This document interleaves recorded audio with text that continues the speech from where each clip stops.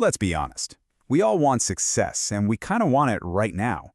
But what if that very desire, that need for speed, is the one thing holding you back from your greatest achievements? Today, we're diving into the hidden force behind some of the biggest wins in history. And spoiler alert, it's not luck, and it's not raw talent. It's patience. And I think you're going to see why it's the ultimate competitive advantage you can have. So let me just ask you straight up. Is instant gratification robbing you? I mean, really think about that for a second. Because this impulse, which feels so normal in our world, might be quietly stealing your biggest future opportunities right from under your nose. Let's break down exactly how that happens. All right, first up, the instant gratification trap. We need to figure out why our world has made us all so incredibly impatient and really uncover the hidden costs of living this way. I mean, just think about your day-to-day. You can get food delivered in minutes. You can binge watch an entire series on demand. So many business models are built on getting you something, anything, immediately. Our entire society has literally conditioned our brains to expect everything right now. And look, this isn't just some bad habit we've picked up. It's a deep, fundamental rewiring of our expectations for how life should work. And all this conditioning puts us on what you could call the dopamine hamster wheel. You know what I'm talking about. Every time you get that quick win, a like on social media, a fast result at work, that impulse buy that shows up tomorrow, your brain gets a tiny hit of dopamine. And it feels good. It feels like you're making progress. But in reality, you're just running in place, chasing that next temporary rush without actually moving toward any meaningful long-term goal. This slide right here really lays out the trade-off, doesn't it? On the one hand, you've got the quick dopamine hit. It absolutely feels like progress, but it's a thief. It robs you of bigger opportunities down the line. Then you've got the other path, long-term compounding. Man, it feels slow, painfully slow sometimes. But that's where the magic is. That's where you get the exponential growth in your skills, your wealth, your relationships, you name it. Okay, so if that's the trap, how in the world do we get out of it? Well, that brings us to the solution. It's what we'll call the strategic slow burn.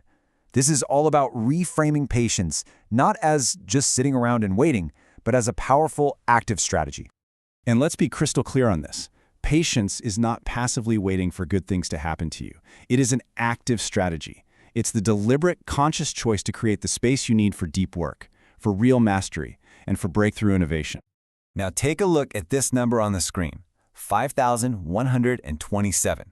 What on earth could that possibly be? It seems totally random, but trust me, it's the key to understanding just how powerful strategic patience can be. So that number, 5,127, that's the number of prototypes James Dyson built before he finally created his first successful bagless vacuum cleaner. Over 5,000 failures. Can you even imagine if he'd given up after 100 or 1,000?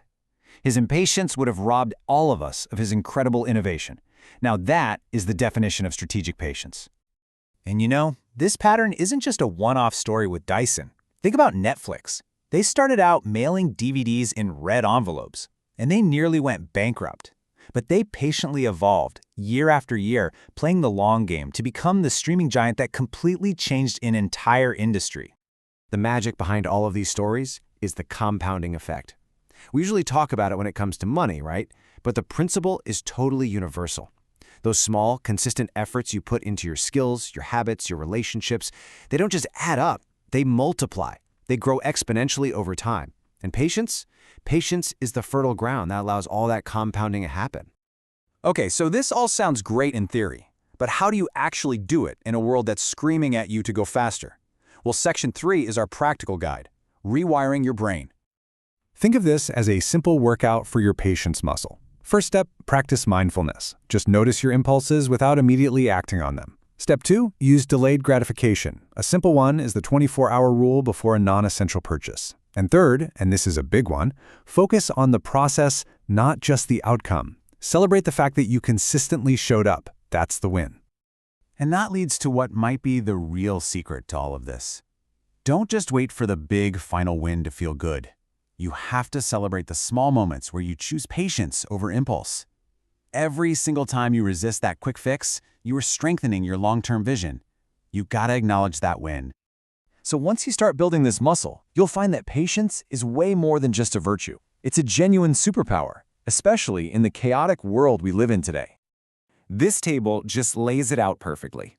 In a world that's so unpredictable, an impatient approach makes you reactive. You end up chasing all the noise, jumping on every new shiny object.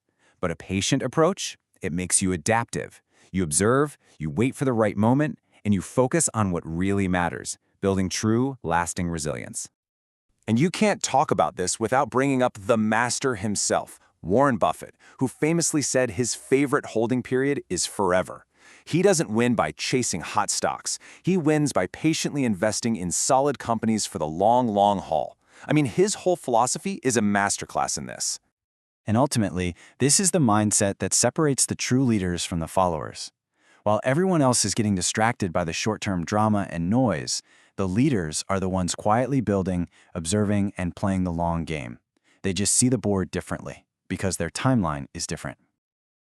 So what's the ultimate payoff for all this hard work, for all this waiting? Well, it's about way more than just success. And that brings us to our final and I think most important section, building your legacy. Because here's the thing, quick wins fade. Viral moments are, by definition, temporary. Patience doesn't just create success, it creates sustainable success, the kind that actually lasts, the kind that builds a real legacy. So what does that actually look like? Well, when you have that long-term perspective, setbacks don't define you anymore, they refine you. They just become data points, opportunities to learn. It means you bounce back from them stronger, more focused, and with this enduring resilience that impatient people can frankly never develop. When you boil it all down, it really comes to this, doesn't it? It's about having the discipline to plant the seeds and then having the courage to actually wait for the harvest. That's not a frantic rush. That's true strength. So I'll leave you with this final thought. In a world that is completely obsessed with speed, patience is your counterintuitive, radical, and maybe your most powerful competitive advantage. The only question left is, what will you build with yours?